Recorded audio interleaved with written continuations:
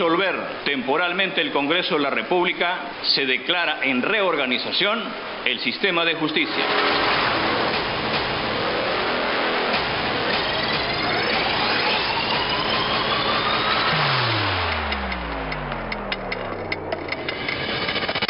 Son los segundos posteriores de iniciado el discurso de autogolpe.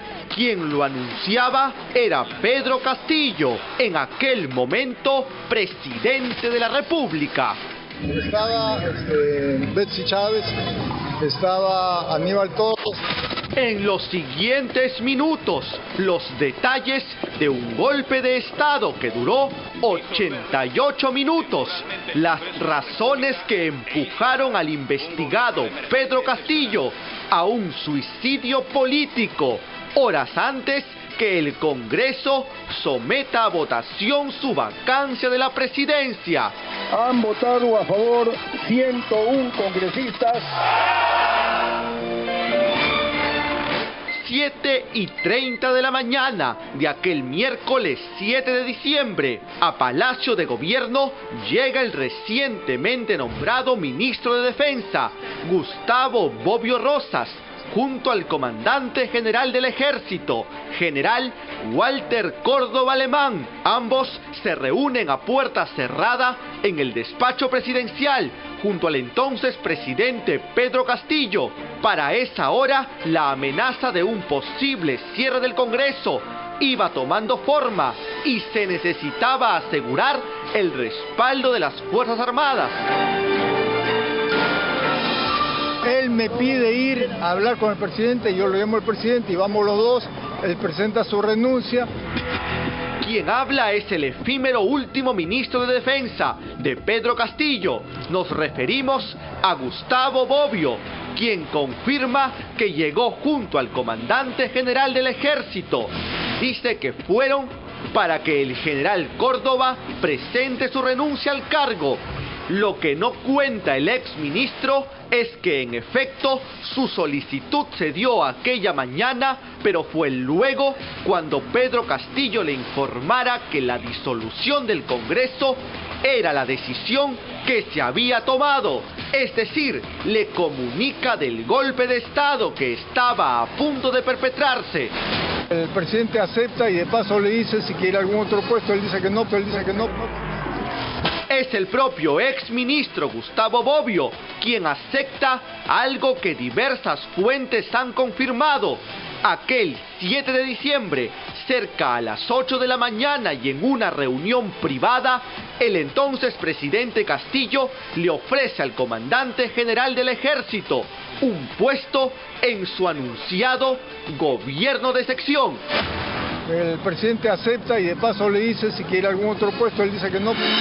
Es luego de la negativa del comandante general del Ejército, quien era para Pedro Castillo el de mayor confianza dentro de las Fuerzas Armadas, que esta primera reunión finaliza y ambos se retiran a las 7:42 de la mañana.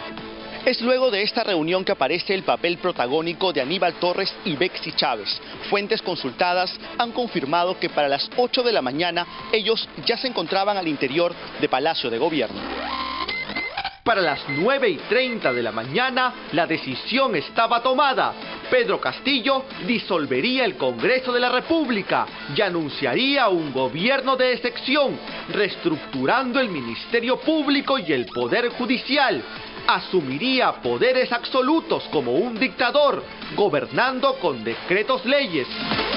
Aníbal Torres y Betsy Chávez estaban convencidos, según información de inteligencia, que el proceso de vacancia que iniciaría ese mismo día por la tarde tenía los votos para prosperar. La información de inteligencia era que las bancadas tanto de Perú Libre como la de Bloque Magisterial votarían a favor de vacar a Pedro Castillo.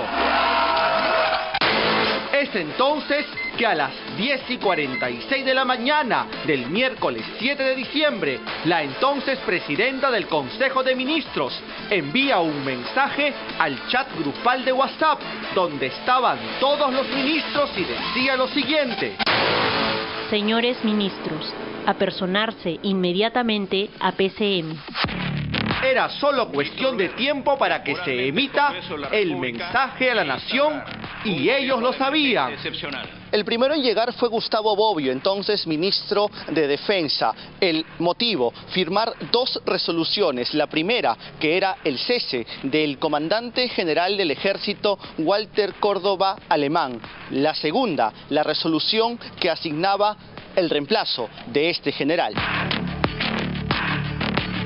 Yo voy a firmar 2 resoluciones, nada más, nada más. Para las 11:11 de la mañana del miércoles 7, quienes también llegan son el exministro y principal defensor de Pedro Castillo, Alejandro Salas, seguido de Roberto Sánchez, también escudero presidencial y ministro de Comercio Exterior.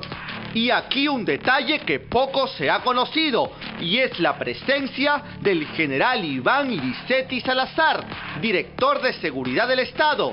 Según fuentes de Palacio, su llegada obedeció a un pedido del presidente, quien le comunicaría la decisión de disolver el Congreso y dar el golpe de Estado. A las 11:30 era ya la hora cero, y sin saberlo, los últimos minutos de Pedro Castillo como presidente.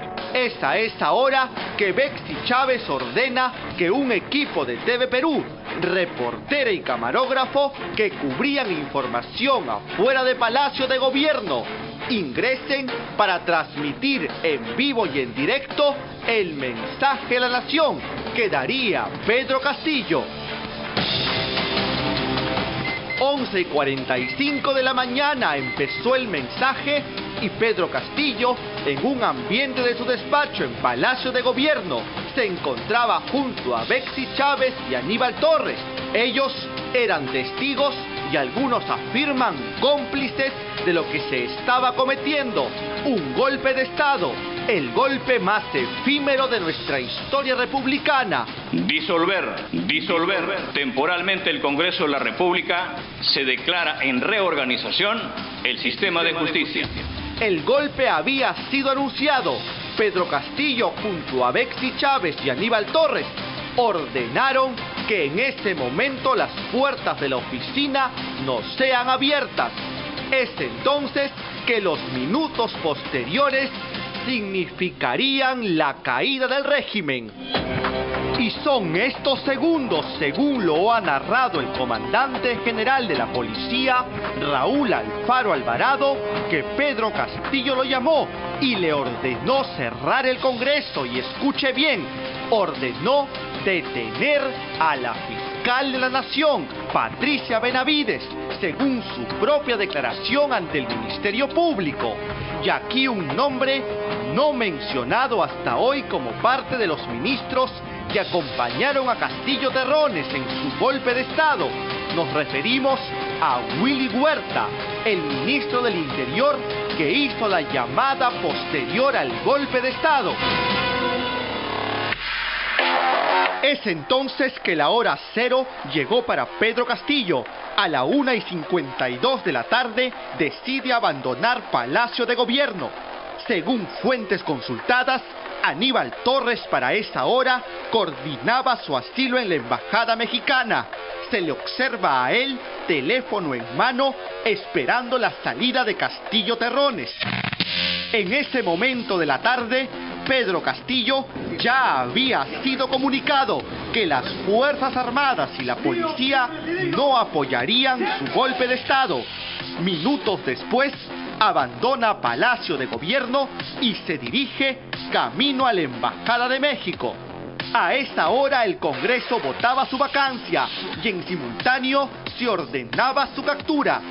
Son los minutos donde se produce la caída de Pedro Castillo. El parte policial es claro. Pedro Castillo le ordena a su seguridad personal, Nilo Irigoyen, de su absoluta confianza, dirigirse a la Embajada de México, ubicada en el distrito de San Isidro. Es en esos instantes que una llamada ingresa al celular del policía Nilo Irigoyen. La orden era una: capturar a Pedro Castillo. Y fue lo que pasó en plena avenida Wilson. Agentes de la SWAT tomaron control absoluto de la escena. Pedro Castillo acababa de ser informado que estaba detenido en flagrancia por el golpe de Estado que había dado. Todo era incierto. La policía tenía información de inteligencia que era su seguridad personal la que podía poner resistencia a su captura. Y es por ello que los agentes de la SWAT acordonan el lugar. Una vez con el control absoluto de la situación, es trasladado hasta la prefectura. Y entonces las primeras imágenes de un Pedro Castillo derrotado salen a la luz. Él junto a Aníbal Torres estaban frente al poder de la justicia. La fiscal Patricia Benavides llegó hasta la sede policial y se iniciaron los procedimientos de ley. Pedro Castillo había sido capturado y su golpe de Estado había finalizado apenas 88 minutos después de iniciado. En horas de la noche de aquel miércoles 7 de diciembre, finalmente es trasladado a la DINOES, donde cumple una detención preliminar. En estos días, diversos discursos se escuchan, desde que Pedro Castillo no recuerda nada de lo que leyó, hasta que estuvo drogado.